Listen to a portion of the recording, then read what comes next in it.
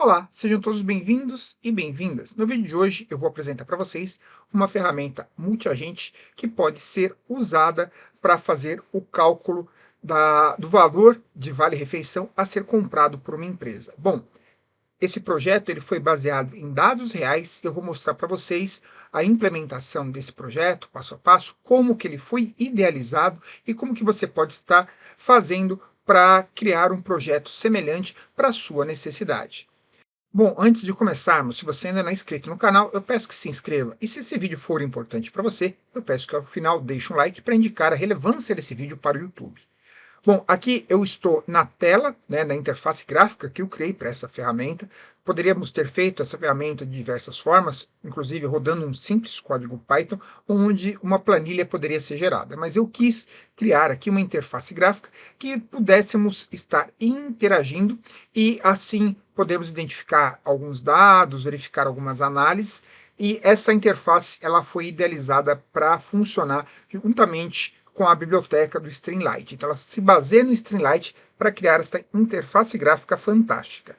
Como que funciona esta ferramenta? Bom, antes de mais nada, vamos entender como que é o projeto, as regras de negócio associadas. Aqui eu tenho a regra de negócio que eu recebi. Isso aqui foi um desafio de um curso que eu estou fazendo. Então, é um desafio para criar uma multiferramenta para automação da compra de vale-refeição, vale-alimentação. Então, aqui ele fala da descrição do problema, que é a dificuldade, basicamente, de calcular a quantidade de dias úteis para a compra dos benefícios, inclusive levando em conta alguns pontos principais. Então, nós temos que conferir datas de início e fim do contrato no mês, temos que excluir os colaboradores em férias, seja o parcial ou integral, por regra do sindicato. Aqui nós consideramos 4 sindicatos, ajustes para datas quebradas, admissões no meio do mês, desligamentos, cálculo do número exato de dias a serem comprados para cada pessoa, geração de layout de compra a ser enviado para o fornecedor e considerar as regras vigentes decorrentes dos acordos coletivos de cada um dos sindicatos. Tá? O que essa ferramenta tem que fazer? Tem que fazer um cálculo com base do dia útil em cima dos dados do sindicato. Então tem que ser uma única base consolidada, temos que tratar as exclusões, validar e corrigir esses nossos dados, sobretudo nas questões de dados incompletos, nulos, etc.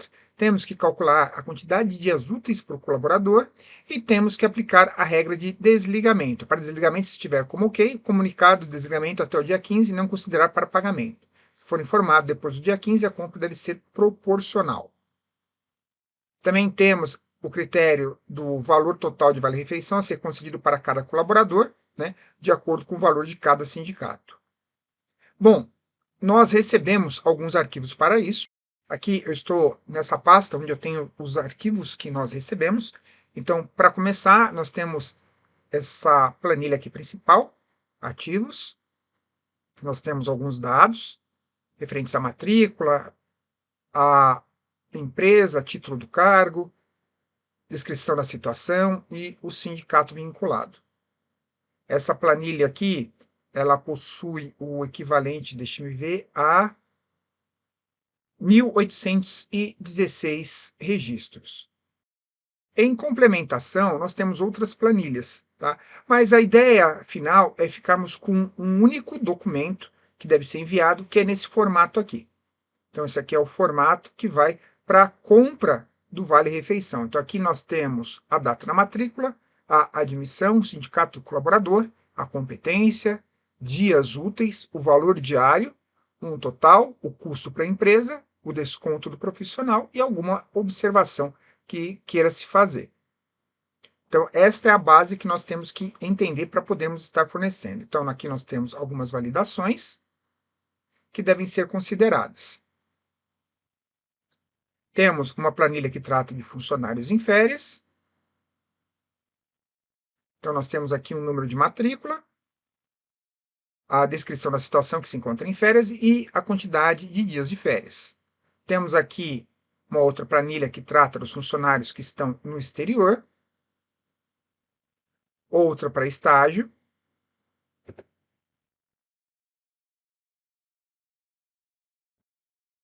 Então, aqui temos a matrícula, o título do cargo. Temos uma outra base para desligados. Temos então a matrícula, a data de admissão e o comunicado de desligamento. Temos a base do sindicato, onde nós temos aqui basicamente 4 sindicatos, no Paraná, Rio de Janeiro, Rio Grande do Sul e São Paulo, cada um com um valor respectivo para o Vale-Refeição. Temos a base de dias úteis, a base de aprendizes, uma base de afastamentos. Então, aqui temos a descrição, licença maternidade, auxílio-doença, entre outros, e a data do retorno. E, por fim, temos uma base que indica as pessoas que foram admitidas no mês de abril. Temos aqui algumas informações sobre demissões, pessoas que não recebem vales-refeições. Então, essas informações elas têm que ser agregadas numa única planilha para que possamos, então, dar análise e prosseguimento na criação da ferramenta multiagente. Tá? Eu não vou mostrar aqui o passo a passo, mas basicamente o que nós fazemos primeiramente? Nós fazemos um processo de ETL, né, que é extração, transformação e carga. Então, primeiro, já o ETL, né, a extração não vai precisar, porque já recebemos esses documentos, esses arquivos. Precisamos fazer uma transformação, que vai incluir o quê? Uma limpeza, um tratamento desses dados, para deixar ele da melhor forma possível, para que possamos fazer as agregações pelas chaves primárias, que em sua maioria é o número de matrícula do funcionário.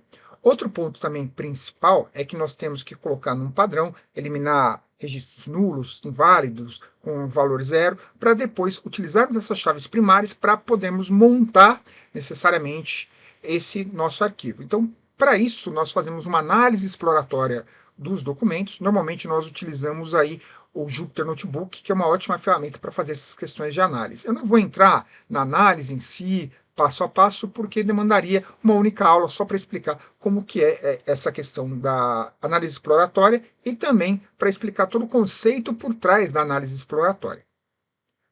Bom, uma vez que eu tenho os documentos, que eu já tenho esse conceito, eu posso estar aplicando, então, essas informações no meu modelo. Para podermos criar essa ferramenta, ela foi estruturada primeiramente com análise exploratória. Geramos alguns códigos que depois nós vamos aplicar diretamente no Claude, que foi o modelo escolhido, para que ele possa então desenvolver todo o código necessário no nosso projeto. Agora eu vou apresentar a estrutura do projeto. Aqui eu estou dentro da pasta do projeto. Nós idealizamos essa ferramenta para poder funcionar dentro do VS Code. Então, através do VS Code, nós implementamos todos os códigos Python, que vocês podem ver aqui, e nós criamos a interface do Streamlit, onde nós podemos estar operando e interagindo com esta ferramenta. Então, aqui na pasta principal, na pasta raiz, nós temos alguns arquivos .py, como o Streamlit, que cria a questão da interface, o VR Final Integration, que integra as informações do Vale-Refeição, Utils, que traz algumas funções que são importantes para a utilização ao longo do projeto. Nós temos o Requirements, que são as bibliotecas, lembrando que essas bibliotecas elas estão funcionando perfeitamente ao longo desse projeto. Contudo, muitas vezes, quando você for implementar no seu, às vezes uma biblioteca pode acabar não funcionando. Então, aí você vai ter que estar adaptando. Temos aqui o executar streamlit.bat, e-mail status, que vai servir para enviar um e-mail para nós, eu já vou explicar isso para vocês ao longo do projeto. Nós temos uma pasta aqui chamada backup, onde nós colocamos por segurança os nossos arquivos, que nós vamos fazendo algumas modificações, para caso ocorra qualquer coisa, a ferramenta pare de funcionar, nós possamos voltar para uma opção anterior. Temos aqui a pasta config, onde nós vamos ter os nossos arquivos YAML, descrevendo tanto os agentes quanto as tasks. Aqui nós optamos por utilizar para esse projeto, necessariamente, a ferramenta do CrewAI, que serve para a criação de agentes de IA de uma forma um pouco mais dinâmica e robusta, contudo, você precisa saber um pouco mais como programar o Python necessariamente para poder estar aplicando o CrewAI. Ela tem esse pequeno problema de você ter a necessidade de ter um maior entendimento da programação, mas por outro lado, ela te permite uma liberdade para o seu uso, ok? Aqui temos a seguir uma pasta chamada data, onde nós inserimos uma subpasta chamada uploads os arquivos que são utilizados para essa análise, que eu já havia mostrado primeiramente. Temos uma pasta chamada outputs, onde nós vamos ter os logs de utilização. descrevendo tudo que está acontecendo na nossa ferramenta, e temos uma pasta final, onde aqui vai ser apresentado a nossa planilha final. Temos uma outra pasta chamada Source, onde nós vamos ter alguns arquivos .py principais que são utilizados ao longo desse projeto. Então, nós temos o app.py para inicializar, dashboard que vai servir para, dentro dessa ferramenta da nossa interface gráfica, estar gerando o dashboard, fazer a criação dos logs, o arquivo principal, teste diagnóstico. Aqui é a validação utilizando os agentes do CrewAI, e aqui para os arquivos com as bibliotecas que são utilizadas para o sistema de VR. E por fim, nós temos uma última pasta, que se chama Venv, que nada mais é do que um virtual environment que nós criamos para poder fazer as instalações das bibliotecas do Python. Só aquelas bibliotecas que eu mostrei para vocês no arquivo requirements. Por que que esse ambiente Venv é importante? Porque muitas vezes você vai ter uma incompatibilidade de biblioteca, vai ter algum problema com o seu computador que você não consegue fazer a instalação. Então você cria um ambiente praticamente, como nós podemos dizer, virgem, onde você pode fazer essas instalações e ele vai funcionar independentemente de outros programas que você já tenha instalado no seu computador. Então ele funciona como um subsistema dentro do seu sistema principal, que permite que você faça as instalações. Para poder inicializar, aqui ele é muito simples, tá? Basicamente, o que nós temos que fazer é acionar a Venv. Então nós vamos entrar na Venv, nós vamos acioná-la. Eu vou mostrar aqui rapidamente, eu vou só parar o sistema. Então aqui ele está sendo encerrado, eu vou dar um clear para limpar a minha tela. Então, aqui eu estou já no meu ambiente de Virtual Environment, que é identificado por essa pequena sigla no início. Então, aqui eu já estou no Virtual Environment. Se eu quisesse inicializar, seria muito simples. Seria necessário apenas digitar esse comando ./venv, /scripts, /activate para poder acionar minha Venv. Uma vez que eu fiz isso, eu tenho que entrar na pasta source, que é essa daqui. Então, dou um cd./source. Aqui, só um minuto. VR agente. Ele deu só um pequeno problema que ele não conseguiu entender. Vou dar aqui um ls, só para visualizar em que parte que nós já estamos. Ah, ele já está dentro da pasta source, foi por isso que eu não consegui utilizar. Mas vamos dizer que eu vá sair, vou dar um cd : estou fora, então estou no meu VR agente. Aí sim eu iria digitar o cd.source, entraria na minha pasta, e uma vez feito isso, basta acionar o meu sistema, que basta então digitar o python.main.py. Ele vai então carregar o nosso programa e ele vai disponibilizar localmente. Então aqui eu tenho o endereço no localhost, basta clicar aqui e poder inicializar. Então clico e ele vai abrir aqui uma nova janela com a minha tela da interface gráfica. Nós também podemos notar aqui que uma vez que ele abriu esta tela da interface gráfica, algumas informações aparecem aqui disponíveis. Então, aqui nós temos o carregamento que está sendo executado, ele vai me trazendo algumas informações necessárias para que eu possa entender o que está ocorrendo no meu sistema. Voltando aqui na interface gráfica, essa ferramenta ela está quase funcional, tá? Para eu poder rodar essa ferramenta, eu preciso utilizar um servidor de LLM. Ou eu utilizo uma API externa para me conectar com o ChatGPT, com o Claude ou qualquer outra ferramenta, ou eu faço esse serviço do servidor localmente, que foi o que foi optado nesse projeto. Então aqui eu vou digitar Ollama. Então eu tenho o Ollama instalado. Eu já expliquei sobre o Ollama aqui mesmo no canal, então não vou voltar nele. A única diferença é que ele está com uma nova interface gráfica. Então, aqui ele já carregou o Ollama, embora o Ollama esteja indicando um outro modelo, que é o do ChatGPT mais recente, que eu ainda vou falar para vocês aqui no canal, eu não estou utilizando ele, eu estou utilizando o Llama 3.2 com 3 bilhões de parâmetros, por ser mais rápido na sua execução, e como eu tenho apenas 8 GB de memória de vídeo, é essencial eu estar dentro desse padrão para poder estar funcionando. Mas, por exemplo, aqui, se eu fosse utilizar esse modelo de 20 bilhões de parâmetros, mesmo com os meus 8 GB de memória de vídeo, eu consigo estar interagindo, porque é o modelo dentro do Ollama que é extremamente rápido, é uma ferramenta muito eficaz, e ele vai me responder, embora não tão rápido quanto seria com um modelo tipo o ChatGPT ou como o Claude. Ele vai demandar um tempo um pouco maior para poder me responder, ele vai ter aquela questão do raciocínio, mas ele vai conseguir interagir e trazer a resposta. Mas não é a função aqui desse vídeo estar mostrando isso para vocês, tá? Basta você entender que uma vez que eu acionei o Ollama, o servidor dele está disponível e eu posso acessá-lo via API. Então, eu vou acessar o modelo do Llama 3.2. Aqui eu preciso carregar alguns documentos, então repare, ele já me indica os documentos que eu tenho que carregar, eu clico aqui e ele já me abre então a pasta onde estão os meus documentos a serem carregados. O primeiro documento é ativos. Ele vai carregar, repare, já trouxe aqui colaboradores ativos, e aqui embaixo na minha interface gráfica ela já indica os arquivos que foram corretamente carregados e os que estão faltando. Aqui vamos colocar os demais arquivos, né? Férias, desligamentos, admissões,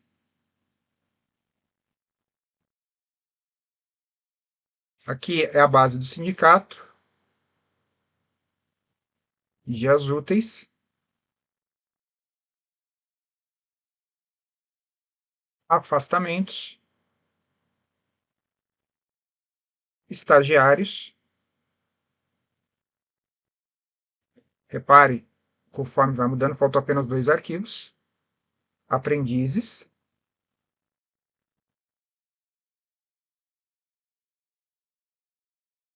e colaborador. Mas vamos errar de propósito. Em vez de colocar colaborador, vou clicar aqui para abrir e vou colocar ativos novamente. Então ele vai tentar ler. Então ele está indicando que houve um erro, não funcionou, falta um arquivo. Perfeito. Vou tentar novamente com colaborador. Ele tem que estar no exterior, que é esse arquivo. Ele encontrou, ele já carrega essa outra tela da nossa interface, tá? Antes de eu dar uma continuada, só explicar um ponto importante que eu acabei lembrando. Por que, que nós utilizamos essa estrutura do nosso projeto? Tá? Essa estrutura do projeto, que eu já havia mostrado para vocês aqui, ela tem a função exatamente de estar atendendo as melhores práticas de programação e sempre um programa se comunica com o outro. Então, nós temos um para criar nossa interface, outro para criar, dentro da nossa interface, as telas com os dashboards e outras informações. Então, tudo isso acaba se comunicando. Por isso, ele foi concebido desta forma para poder administrar melhor e ficar mais fácil para a gente poder identificar possíveis erros no nosso código, na sua aplicação, e assim podemos estar corrigindo. Dito isso, nós voltamos aqui. Então, nós temos algumas configurações básicas, né? Mês de competência, quantidade de colaboradores total, dia de corte, a porcentagem da empresa, que ela paga 80%, 20% é do funcionário. E aqui nós temos duas opções. Nós podemos processar com a nossa ferramenta multiagentes, né? Utilizando a ferramenta Llama 3.2, como havia comentado, ou nós podemos estar processando utilizando apenas o Pandas. É um processamento bem simples com um notebook, tá? Então ele vai trazer também a nossa planilha, vai fazer todo o procedimento, mas aqui é muito mais rápido. E nós temos aqui um botão de reset para poder nos cancelar e inicializar tudo novamente. O nosso critério aqui é entender como que é o processamento utilizando o Creo AI. Então eu vou voltar aqui na nossa ferramenta. Repare aqui, a última aplicação foi 16 e 21. Então eu vou clicar aqui em processar com o Creo AI e ele já inicia o processamento, tá? Para você ver os bastidores, aqui estamos acompanhando o processamento do que está ocorrendo, né, nesse momento. Ele vai processar as informações, vai fazer um debug, vai se comunicar, vai fazer todas as etapas necessárias para poder estar enviando as informações para nós. Então aqui está entrando no fluxo do nosso agente. Aqui ele continua processando, ele demanda 1 minuto aproximadamente para poder finalizar, e já vou mostrar para vocês todo o processo finalizado e as respostas esperadas. Pronto, agora ele finalizou, vou mostrar para vocês a tela, como é que ela fica. Então nós temos a questão das configurações, a empresa, parte do processamento, temos os resultados. Temos alguns valores mínimos, máximos, agregação por estado, nós podemos ter uma visão aqui, por exemplo, para o Rio Grande do Sul. Então ele vai trazer apenas dados do Rio Grande do Sul. Nós podemos aqui visualizar por São Paulo. Sindicato, então nós temos também os valores típicos, tá? Apesar que sindicato e por estado ele vai trazer umas informações muito semelhantes. Então aqui vou trazer todos por sindicato, então ele não é esperado que mude. Aqui nós temos observações, apenas funcionários em férias, funcionários desligados, admitidos no mês. Então nós podemos escolher como que nós queremos filtrar. Temos aqui a quantidade de dias mínimos, a quantidade de dias máximos. Podemos também acompanhar as informações por uma visão de dashboard. Algumas melhorias ainda precisam ser feitas, mas aqui temos alguns insights utilizando o nosso modelo, a nossa LLM. Aqui nós temos por geografia.